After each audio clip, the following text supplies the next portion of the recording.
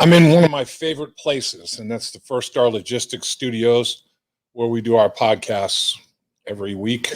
And just a great facility. People love joining us here for the podcast. And want to thank First Star Logistics for sponsoring our podcast.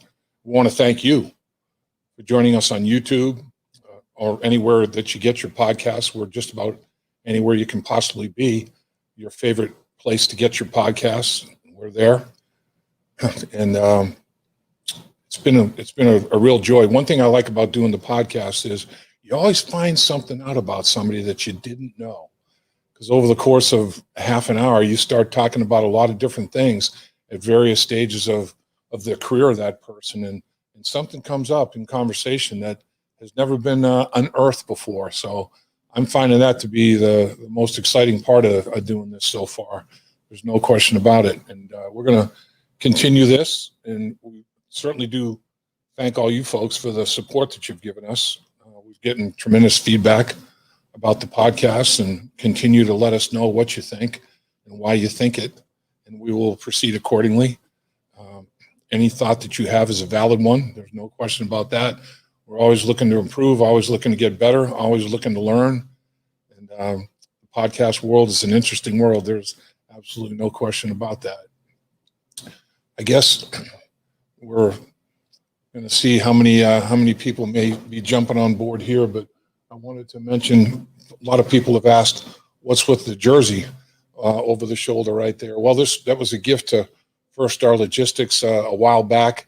It's an official game jersey from the 1981 season, and there are some pictures that are fairly significant to me anyway. I guess just action pictures in the various corners, but in the very top middle is an interesting picture. It's got a photo of the late great Jim LeClair, linebacker extraordinaire.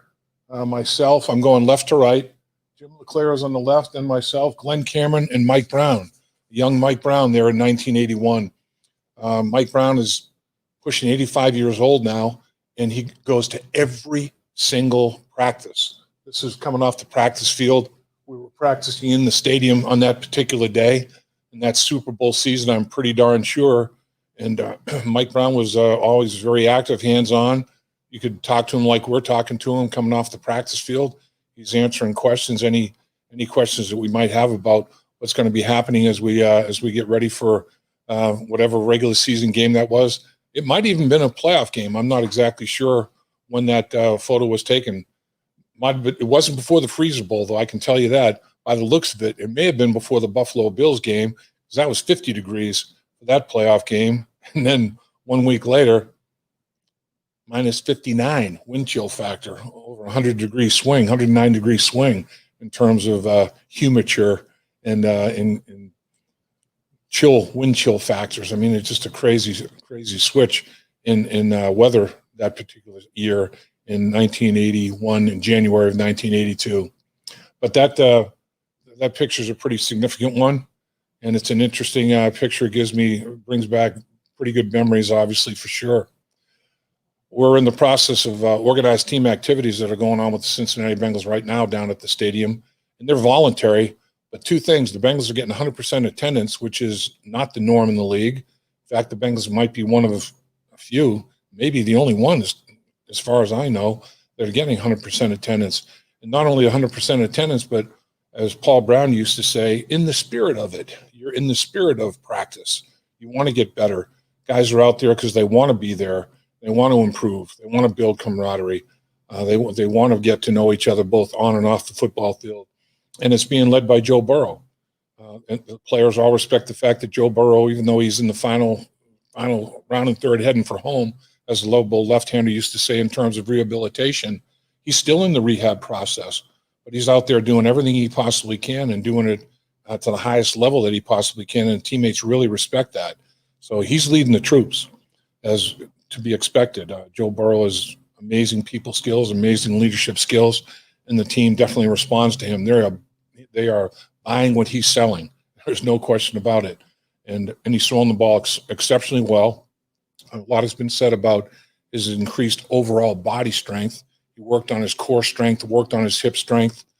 He's thrown as a result with more velocity and has not hindered his accuracy whatsoever. He's putting the ball in tight windows with pretty good zip on the football. All the receivers have talked about it, and it's very noticeable. It was noticeable to me right away, and on Zoom conference calls after the first practice that I saw, I was asking guys like Tyler Boyd, C.J. Uzomah, receivers like that about, is it a little bit more velocity on Joe Burrow's throws? Is he throwing with more strength? And they concurred that that definitely was the case for sure. So with that said, let's talk about his three primary receivers, that being Joe Burrow, that he's going to have. Watching these guys down there at OTAs go through their drills on a day-to-day basis, and that's pretty much what it is. There's no real team portion of practice.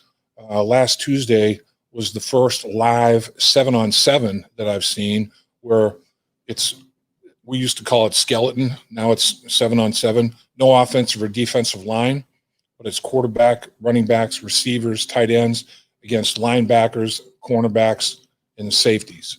No defensive ends, no defensive tackles, no offensive linemen.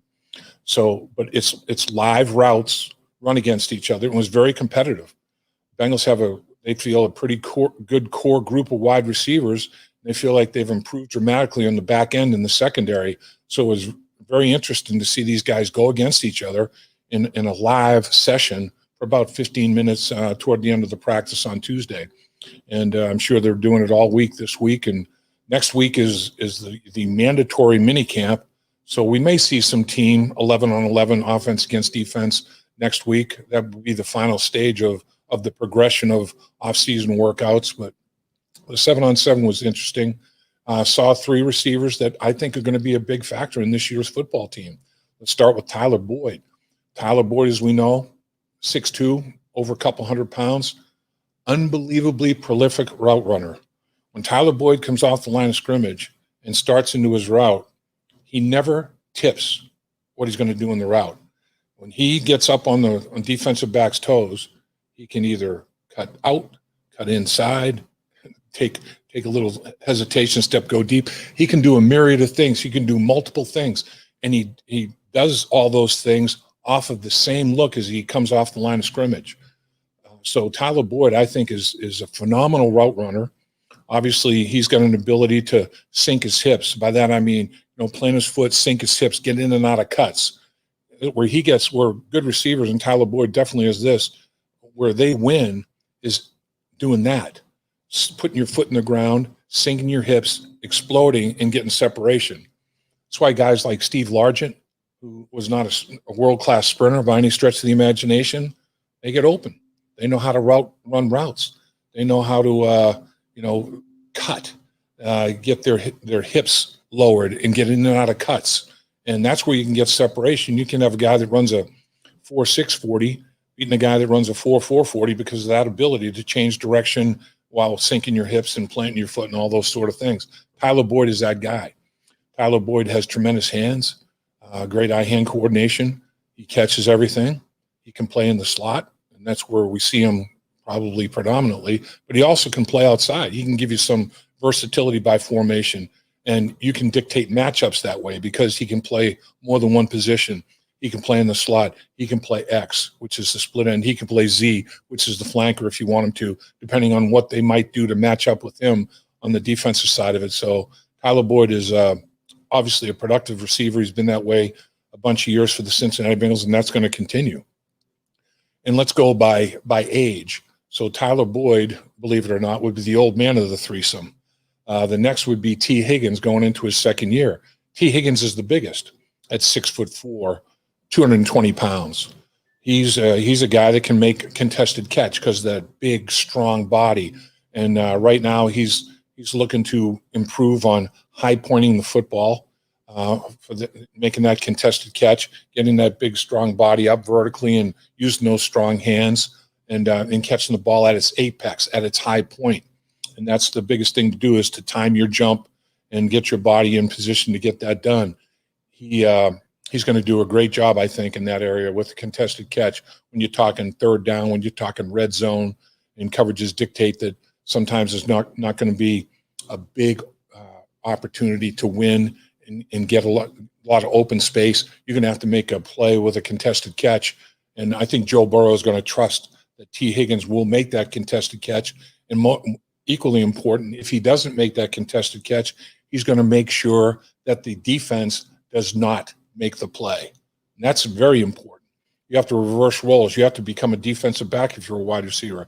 If you can't make a play on the football, make darn sure the defense doesn't make a play on the football. You become the defensive player and strip him of the football. Make sure he doesn't make an interception on that particular play. That's hugely important. But T. Higgins, for his size, runs very smooth routes. And that's what he feels he's improved on the most, is his overall smoothness in terms of coming off the line of scrimmage and getting into his route running.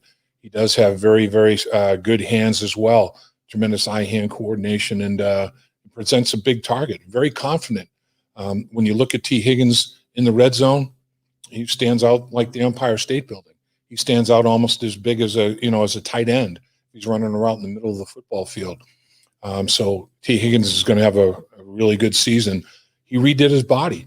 He hasn't really changed his body weight that much, but it's the composition of the body weight. He really hit the weights in the offseason, and he put on more muscle mass.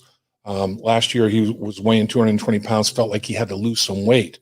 This year, his 220 pounds is more muscle. He feels really good. He doesn't have to shed any weight. So he restructured and did a recomposition of his body, which is very important. So he tied Chris Collinsworth in rookie catches, and he came just short of 1,000 yards receiving.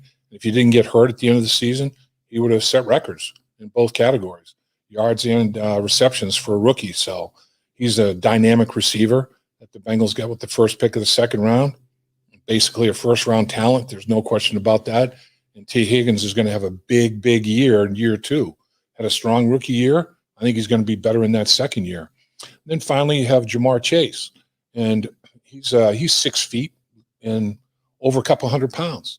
So you have 6'2", 6'4", 6 feet, and all of them are 200 to 222 pounds, somewhere in that range. 200 to 220 pounds, somewhere in that range. So they all have a little bit different shape to their body, and therefore can do things a little bit differently for the quarterback. And what Jamar Chase can do is his run after catch is exceptional. Now, he's got really good speed, sub 4.4 speed, but it's not like he doesn't know how to run routes. He can come stop on a dime and change direction. He has this move where he runs up on a cornerback and comes to a jump stop and can go either way. And the defensive back has no idea. He's right up on him tight, jumps at him and can do anything off of that move that he wants to do, and is explosive. That first step explosion, when going from a running full bore to a stop to a start again, that change of speed, change of direction, that's tough to handle on a 6 foot, 200+ pound body. Really strong lower body. Looks like a fullback. I mean, he's got some strong legs on him. And to me, I would run every screen known to man to Jamar Chase. It'd be an extension of the running game for me. Get him the ball out there in space, wide receiver screens, get him a block, and let him do something with the football after the catch. He's going to be very, very tough to take down, very, very tough to tackle one-on-one in space. A lot of cornerbacks in the NFL want no part of tackling anyway.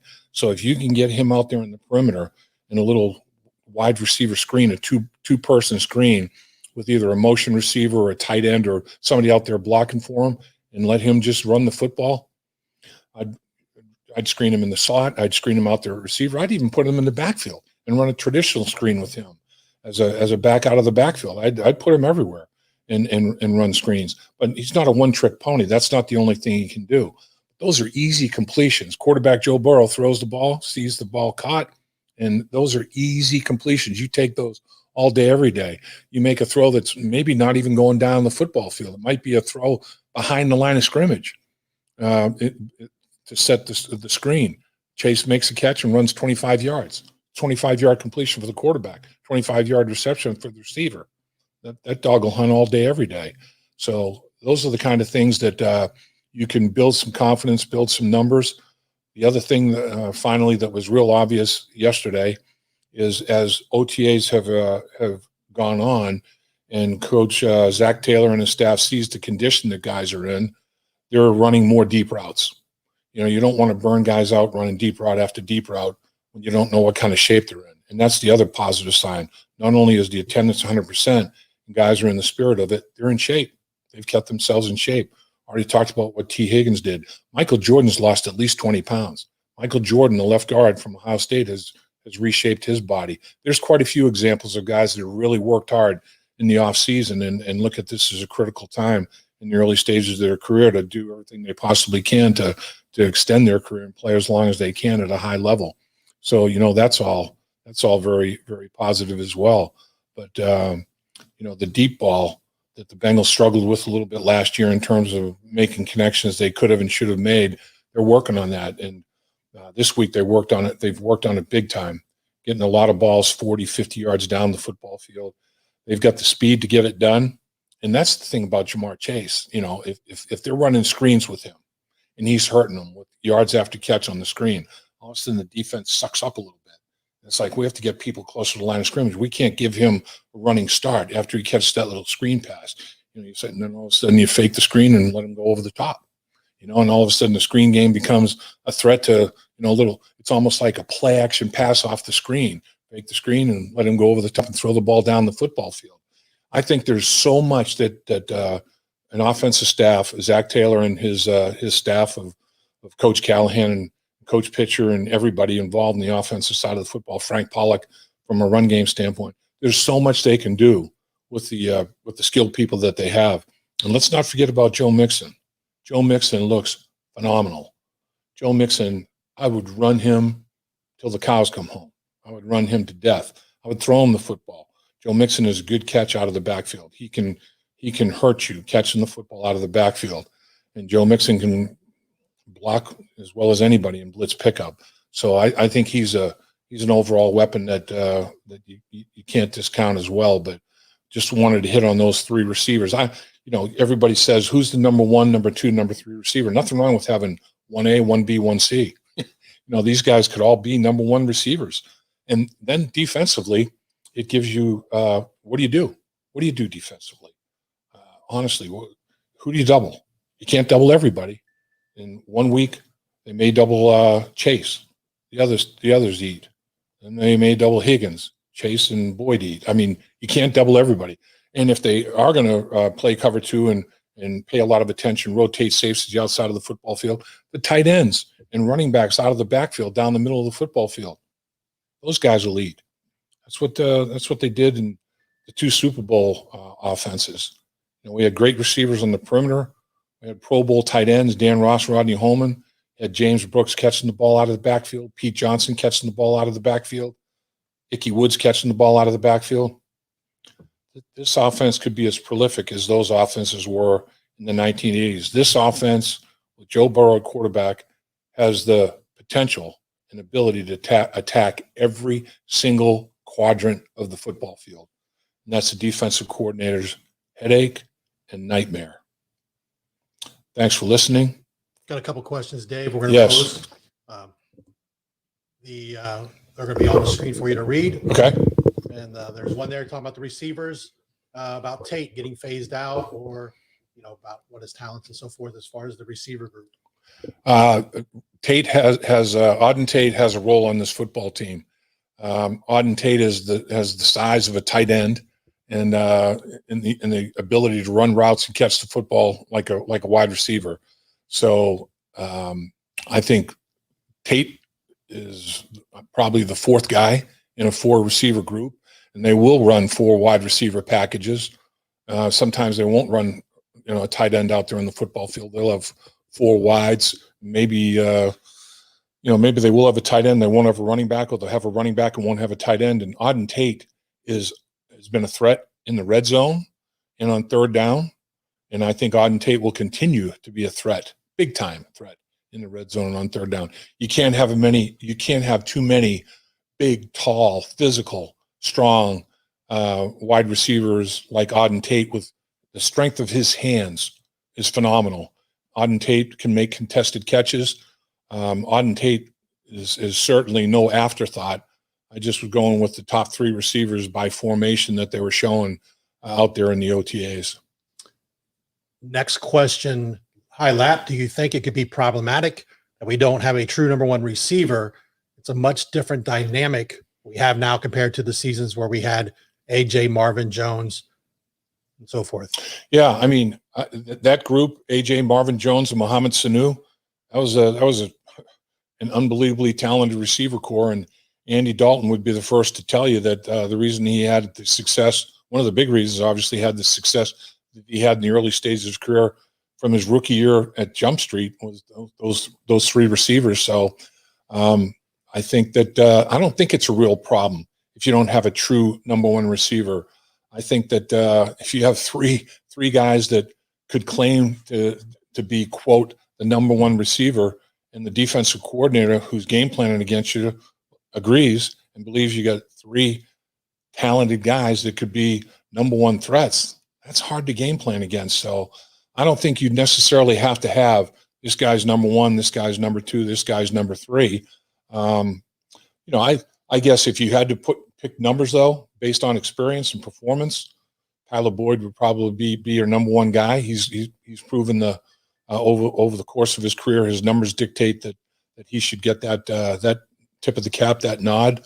The thing about Tyler Boyd, he's been very, very durable. He did get hurt last year, and they had a few injuries last year that they dealt with. But in the rookie year, you have T. Higgins, suffer an injury. That's the thing. You look at all the receivers that put up big numbers.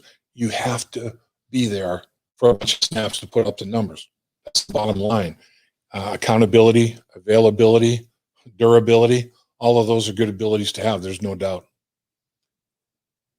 Someone saying hi from New Guinea. All right. Dustin Croft had a question. Obviously, it's a passing league now, but do you see a glimpse of other trends coming up in the future?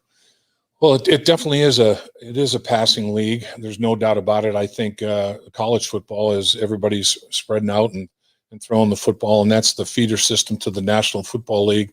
I think that the NFL is incorporating more things that the collegiate game has to offer.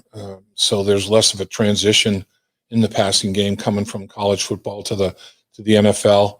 I do think, though, that there's going to be a time and there's going to be a place where you have to be able to do both. You have to be able to run the football as well as throw it. Weather conditions might dictate, that you have to be able to run the football.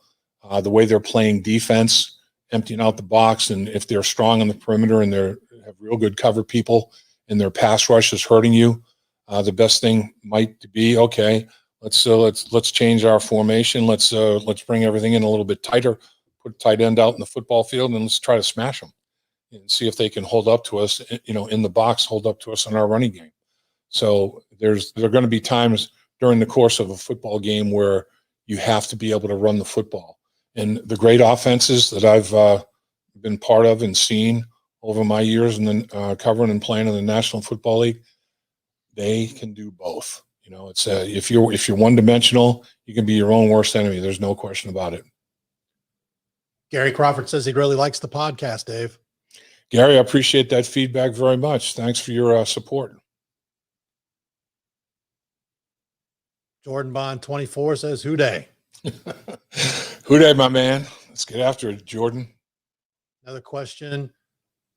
22-year-old from Wisconsin, and so is all his family, although my whole reason my favorite is the Bengals, the Packers. Love to hear about the Bengals. Well, that's interesting. My son married a girl from Wisconsin. Cassandra and her family are from the Wisconsin area, and they're huge Green Bay Packer fans. So I guess our household would be Bengals and Green Bay Packers as well. There's nothing wrong with that.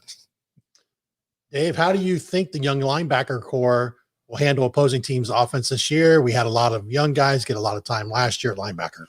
Yeah, Matty, I think that linebacker core, they're all going to be second-year players, and that's when you usually make your biggest jump. I can attest to the fact that the game does slow down. You see the game differently.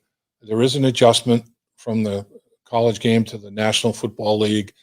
Everybody in the NFL is as good as the best player you played in the college level. I mean, it's the best of the best. There's no doubt about it. And schematically, they can do a lot of things because these guys are such good athletes, and it gives you an ability for position versatility. The guys can not only rush the passer, they can drop back into coverage and do both equally well. So I think the Bengals linebacker core can do those kind of things. I think Logan Wilson has a chance to be a really, really good football player. I think he can make plays in the running game, and I think he can cover. He can blitz. He can do multiple things. I like the linebacker core. The linebacker core, I think, is kind of like the poster child for the football team.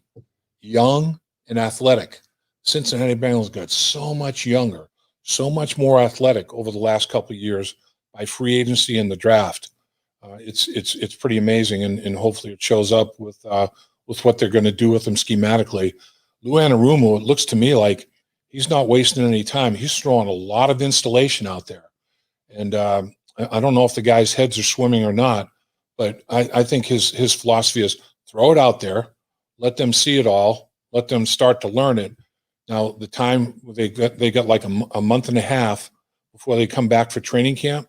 Let's see how much they retain, see how much they stay with their nose in the book. And then as you start to reinstall it at training camp, let's see if you have to go back to square one to reinstall, or if you can move along a little bit more rapidly because you've already installed it all once.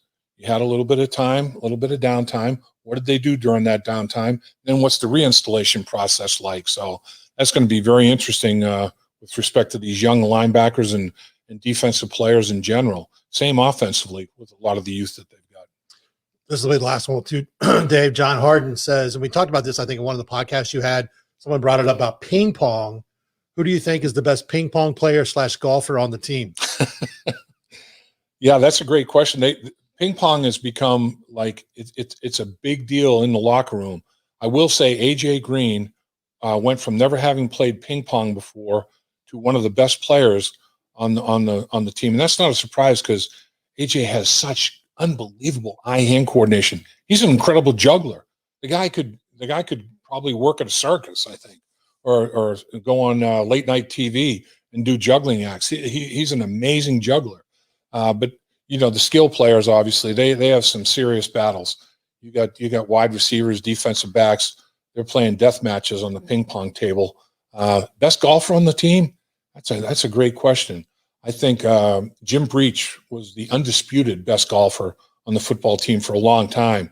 In place kickers, usually punters, place kickers, swinging the leg and getting their hips involved. A lot of times those guys are some of the better golfers. I do know Kevin Huber's a pretty good golfer.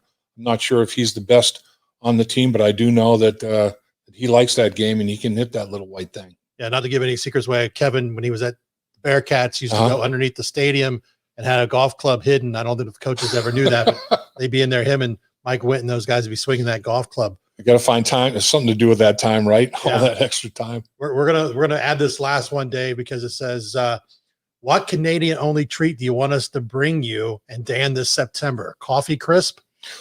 Coffee crisp sounds like a plan. I'm all over that. Coffee crisp is a good solution. It's not a problem, that's for sure. As you can tell, I'll try anything. I'll let you close it out, Dave. Well, we appreciate you tuning in, those of you that did, for this live session that we decided to have from our studios here at First Star Logistics, and continue to support us. We really do appreciate it. It's been mind-boggling, the support that we've gotten for the podcast and on YouTube and wherever your favorite place to listen to podcasts and listen and watch on YouTube. We do appreciate you, each and every one of you. Good day.